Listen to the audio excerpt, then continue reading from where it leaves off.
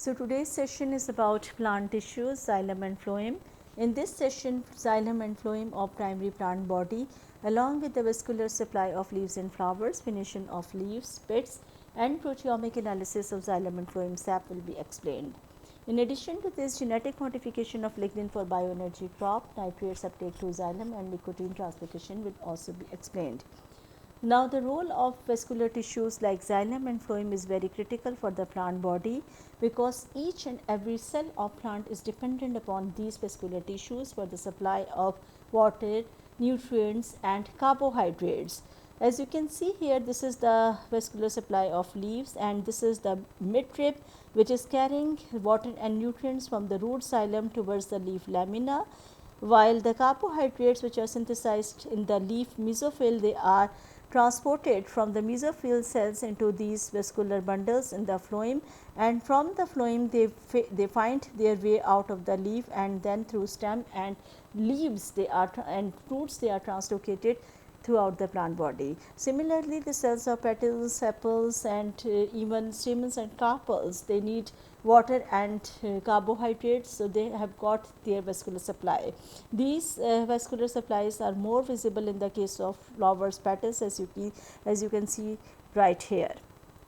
So, the role of these vascular tissues is further explained in the cross section of eudicote stem, which is also shown in longitudinal view and the radial view to show the position of xylem and phloem. Now, the vascular tissues are generally located towards the center of stem and root, and this position is quite significant for their function, because in this way phloem, as you can see here, it is shown in the blue color, and the xylem which is shown in red, they can transfer water and nutrients throughout different parts of stem and root. Like the xylem vessels which are located right here, they can transfer water to the phloem, to the cortical region and then to the epidermal cells, and similarly phloem cells which are shown here, they can transfer carbohydrates to the cortical region, to the xylem and to the rest of plant organs. Now, the main kind of xylem elements are which are responsible for water conduction are xylem vessels and tracheids. You can see here that tracheids are elongated cells and they have tapering ends, and tracheids are located in the plant body in such a way that they overlap, and between these two tracheids is present pit membrane.